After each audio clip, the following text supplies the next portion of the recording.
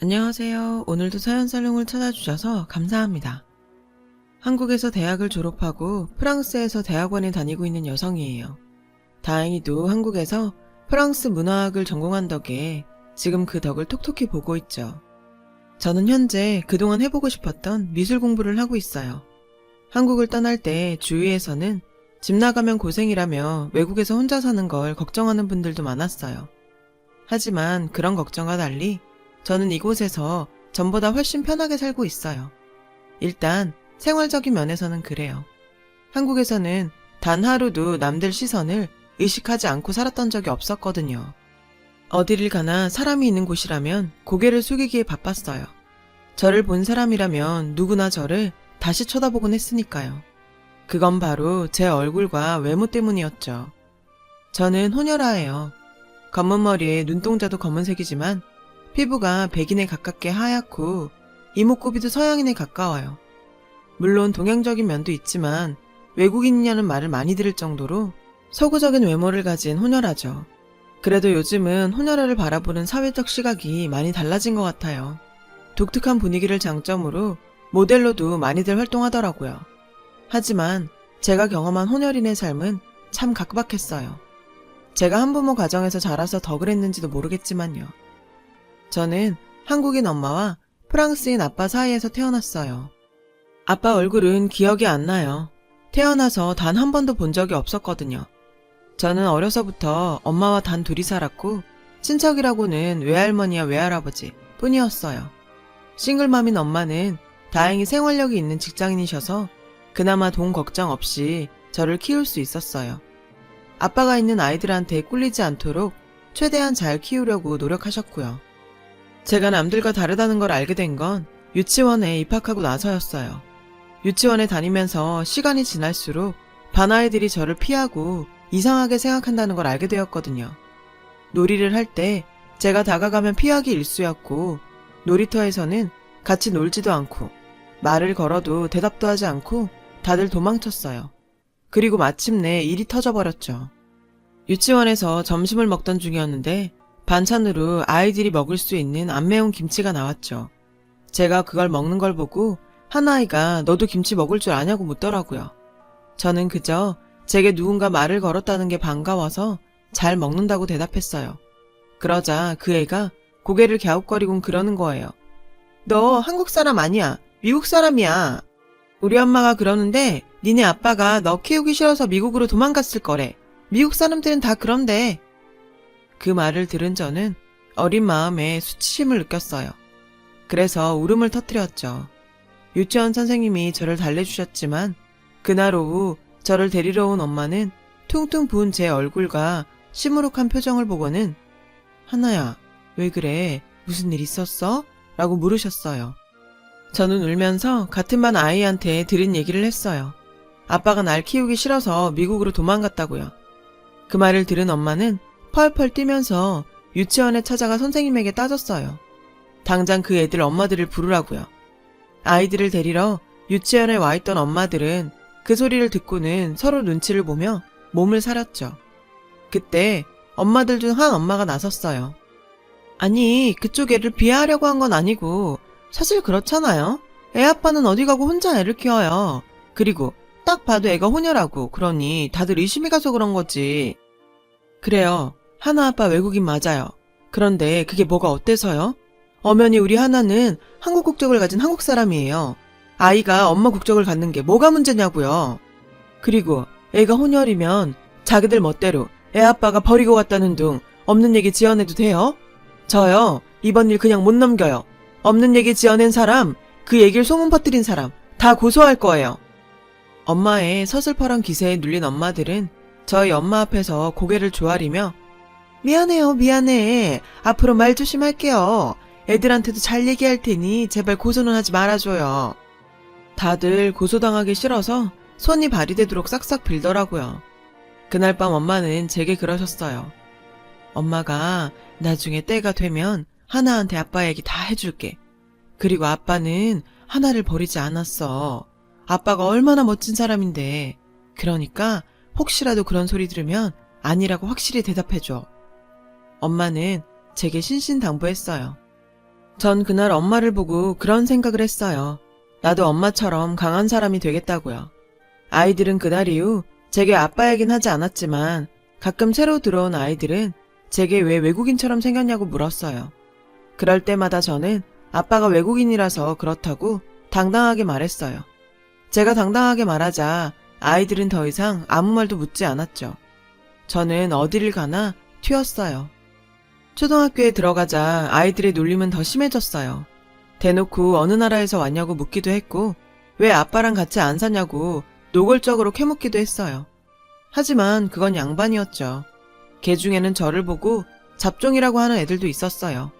얼굴이 하얗다고 귀신 같다고 놀리기도 했고요. 하지만 학년이 올라갈수록 아이들이 철이 들어 그런가 놀림은 덜했어요. 그럼에도 혼혈아를 보는 사회의 시선은 그리 곱지 않았죠. 한국 여자가 혼혈 자식을 혼자 키운다는 소문은 빠르게 퍼졌고 저는 학년이 바뀔 때마다 입방아에 오르내렸어요. 심지어 공개 수업날 참관을 하러 온 엄마들이 수업 내내 뒤에서 저희 엄마 뒷담화를 하기도 했어요. 다행인지 불행인지 엄마는 그날 회사 일 때문에 학교에 못 왔거든요. 그래서 그 얘기를 듣지 않아도 됐지만 저는 고스란히 그 얘기를 듣고 말았죠. 하나같이 말도 안 되는 소리들이었어요. 서양 남자랑 살아본 여자라서 한국 남잔 성에 안 차 재혼도 안 하는 거라고. 혼자 버리로 애 키우는 곳 사는 걸 보니 애 아빠한테 위자료로 많이 뜯어낸 모양이라고 수군거렸어요. 저는 모욕적인 그 말을 들으면서 입술을 꽉 깨물고 참았어요. 차라리 엄마가 못 온 게 다행이라고 생각하면서요. 먼 눈에 뭐만 보인다고 지금 생각해도 저질이에요. 엄마가 이런 얘기를 들었다면 얼마나 슬펐을까 생각하니 그래도 참을만 하더라고요. 그날 저녁 퇴근한 엄마는 참관 수업에 못 가서 미안하다고 했어요.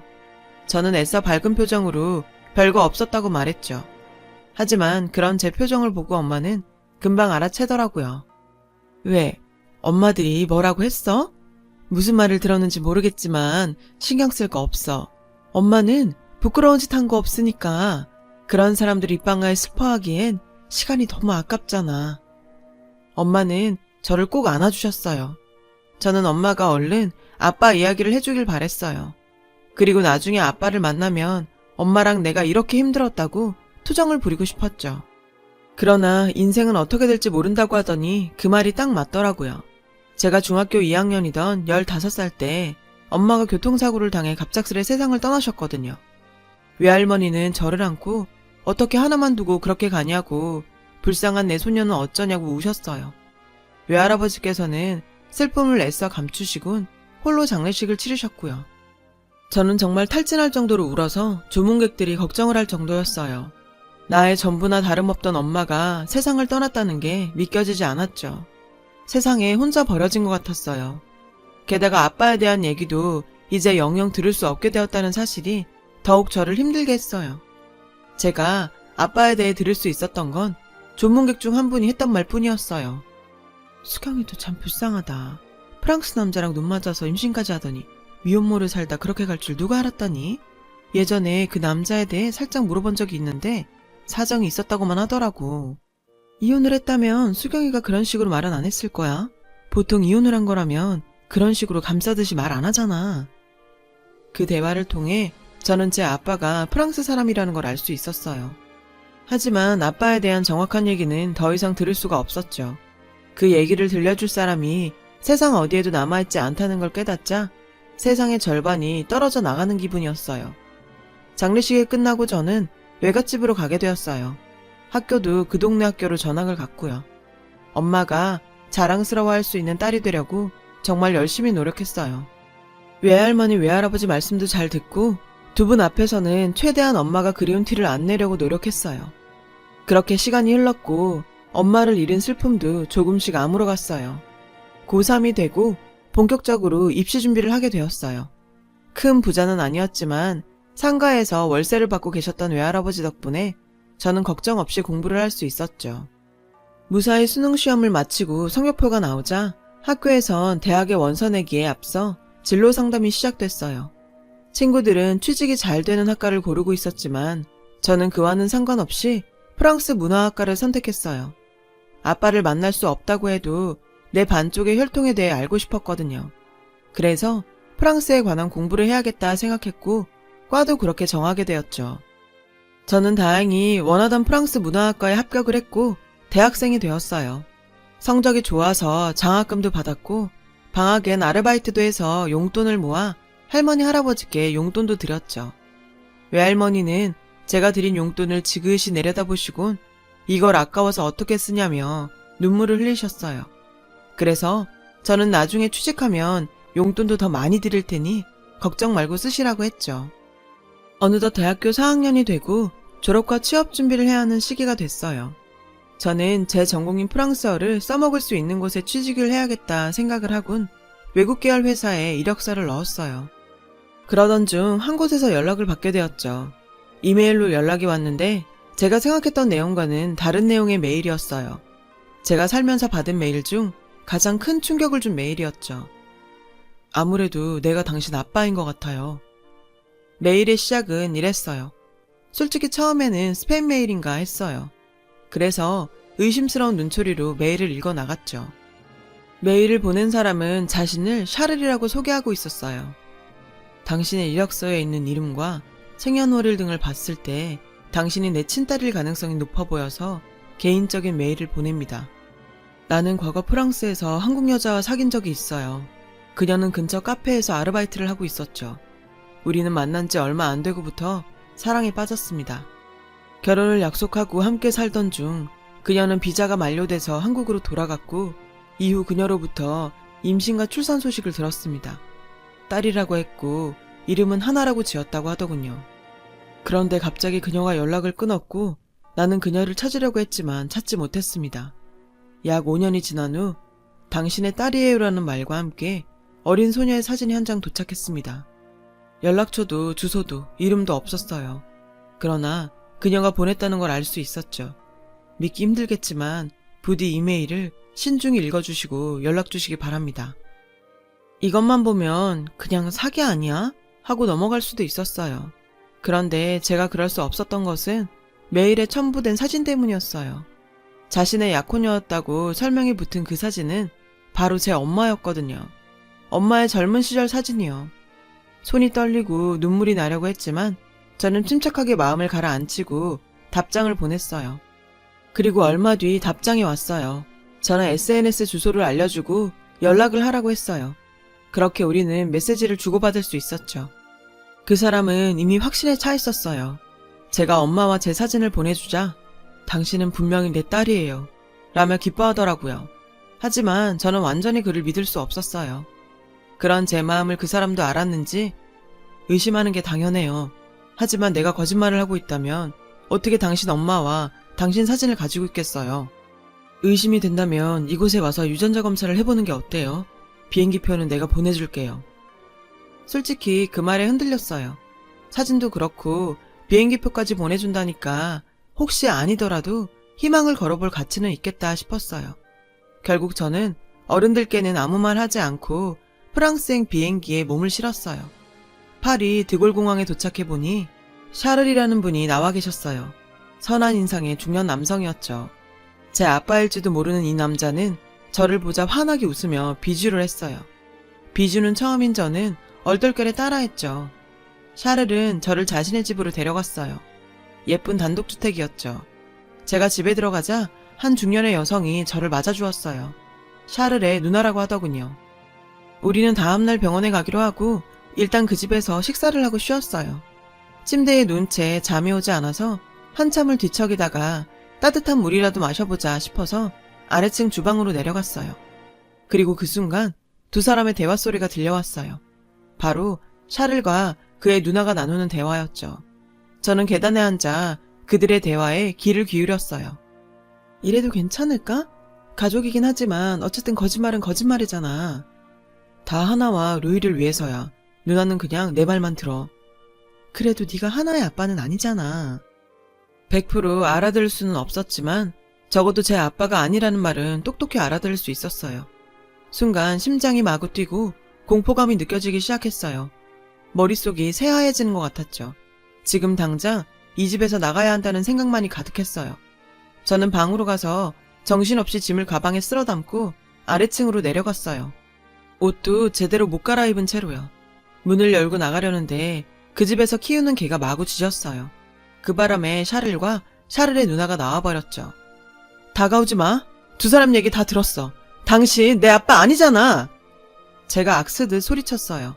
서툰 프랑스어 발음은 신경도 안 쓰고요. 샤를은 자신이 다 설명을 하겠다며 일단 안으로 들어가자고 하더군요. 하지만 저는 더 이상 그를 믿을 수가 없었어요. 그래서 울면서 사정했죠. 제발 보내달라고요. 돈이 필요하다면 주겠다고 했어요.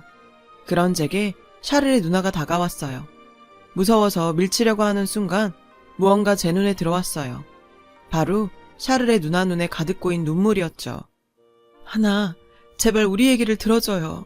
제발 부탁이에요. 이대로 하나를 보낼 수 없어요.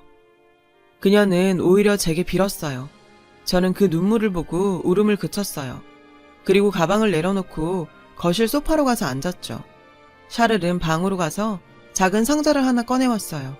그리고 상자 안에서 낡은 앨범을 한 권 꺼냈어요. 그리고는 제 앞에 펼쳐 보여주었죠. 프랑스 남자의 사진이었어요. 환하게 웃고 있는 그 남자를 가리키며 샤를이 말했어요. 내 형이에요. 이름은 루이고요. 샤를이 앨범을 몇 장 넘겼어요. 그러자 저희 엄마 사진이 나왔죠. 그리고 여긴 한나의 엄마. 맞죠? 엄마는 루이라는 남자와 다정하게 손을 잡고 있었어요. 너무나도 행복한 모습이었죠. 당시 루이는 대학원에 다니고 있었는데 학교에서 유학생이던 하나 엄마를 만났어요. 두 사람은 사랑에 빠졌고 우리에게도 소개를 시켜주었죠. 두 사람은 결혼을 약속한 사이였어요. 하나 엄마는 비자가 만료되어 한국에 다녀오기로 했죠. 그런데 얼마 뒤 연락이 왔어요. 임신을 했다고요. 루이는 물론 우리 가족들도 정말 기뻐했어요. 하지만 하나 엄마는 당장 돌아올 수가 없었죠. 임신 초기라서 비행기를 타기에는 무리가 있다고 병원에서 그랬대요. 루이는 하나 엄마 몸이 괜찮아질 때를 기다리며 결혼식 준비를 했어요. 그런데 비극적인 일이 일어난 거예요. 하나도 알겠지만 이곳은 테러가 꽤 일어나는 곳이에요. 루이가 다니던 대학원에서 총기 테러가 일어났어요. 그날에 모두 8명이 죽었고 루이는 그중 하나였어요. 루이가 죽고 난 뒤 저희 부모님이 한국으로 편지를 보냈어요. 루이가 사고로 죽었다고요. 그러니 뱃속의 아이는 하나 엄마 뜻대로 하라고 했어요. 하나 엄마는 아이를 낳아서 자신이 키우겠다고 하더군요. 저희 부모님은 아이를 낳더라도 이곳에는 오지 말아달라고 부탁했어요. 아이를 보면 루이가 생각나 힘들 것 같다고 말이죠. 하나 엄마는 그러겠다고 했어요. 하나 엄마는 가끔 하나의 사진을 보내주었어요. 그런데 어느 순간부터 사진이 오지 않더군요. 그래서 무슨 일이 있나 했는데 당신과 메일을 주고받으면서 그녀가 세상을 떠났다는 걸 알게 되었어요. 그 얘기를 듣자 감정이 복받쳐서 눈물이 흘렀어요. 앨범 속에는 너무도 다정한 엄마와 아빠가 웃고 있었죠. 그 모습이 사무치게 그리웠어요. 그래서 앨범을 끌어안고 한참을 울었어요. 아빠의 여동생은 그런 저를 안아주었어요. 제 등을 쓸어주며 말없이 위로를 해주었죠. 속여서 미안해요. 하나의 이력서를 보는 순간 내 조카에게 뭐라도 해주고 싶었고 당신의 아빠가 되어주고 싶었을 뿐이에요. 샤를은 울먹이며 사과를 했어요. 저는 샤를에게 오히려 이곳으로 저를 불러줘서 고맙다고 했어요. 샤를이 아니었다면 내 아빠에 대해 죽을 때까지 아무것도 몰랐을 거라고요. 정말 고맙다고요. 그날 밤 우리 세 사람은 한참을 울었고 이후엔 엄마와 아빠에 대한 얘기를 나누며 밤을 지새웠어요. 그리고 다음날 샤를은 아빠 무덤에 데려가 주었어요. 묘비에는 사랑이 넘쳤던 남편 그리고 아버지라고 적혀 있었죠. 그 문장을 통해 제가 태어나기 전부터 아빠가 저를 얼마나 사랑했는지 알 수 있었어요. 샤를과 저는 유전자 검사도 했는데 검사 결과 부분일치가 나왔어요. 친인척 관계라는 뜻이었죠. 샤를은 조카를 만날 수 있어서 좋았다며 기회가 되면 프랑스로 와달라고 했어요. 한국에 돌아온 저는 외할머니와 외할아버지께 프랑스에서 있었던 일들을 전해드리고 샤를이 두 분을 위해 준비한 선물도 전해드렸어요. 물론 아빠 사진도 보여드렸죠. 외할머니는 눈시울을 붉히며 말했죠. 지 새끼 태어난 것도 못 보고 눈을 감으려니 얼마나 애통했을까. 부디 하늘에서는 하나 엄마랑 백년해로 하시게. 그리고는 엄마와 아빠의 젊은 시절 사진을 하염없이 어루만지셨어요. 그 후로 저는 취업하려던 계획을 바꿨어요. 샤를의 권유로 프랑스로 유학을 가기로 했거든요. 사실 외할머니와 외할아버지 때문에 고민이 많았는데 두 분이 가서 많은 걸 배우고 오라고 응원해 주시더라고요. 이제 아빠 나라에 가서도 살아봐야지. 그게 도리인 것 같다. 잘 다녀와. 그렇게 저는 프랑스 유학을 결정할 수 있었고 지금 이렇게 프랑스에 와 있어요. 이곳에서 친할머니, 친할아버지도 만나고 다른 친척들도 만날 수 있었죠. 모두 다 저를 보고 아빠를 닮았다고 하더라고요. 누구는 눈이 닮았다고 그러고 또 누구는 웃는 모습이 똑같다고도 했어요. 그 말을 들으니 잃어버린 반쪽을 찾은 기분이었죠. 비록 아빠는 만나지 못했지만 그래도 아빠의 가족들을 만날 수 있어서 너무도 가슴이 벅차요. 저를 키워주신 할머니, 할아버지도 계시고 제 마음속에는 엄마와 아빠의 사랑이 있어서 더 이상 외롭지 않아요. 부모의 사랑은 곁에 없어도 느껴지는 대단한 무엇인 것 같아요. 부모님이 곁에 계시다면 한 번 더 마음을 표현하는 게 어떨까요? 제 얘기를 들어주셔서 감사합니다. 여러분, 사연 댓글에 응원과 현명한 조언 부탁드려요. 좋아요와 구독은 저에게 큰 힘이 됩니다. 오늘도 좋은 일 가득하세요.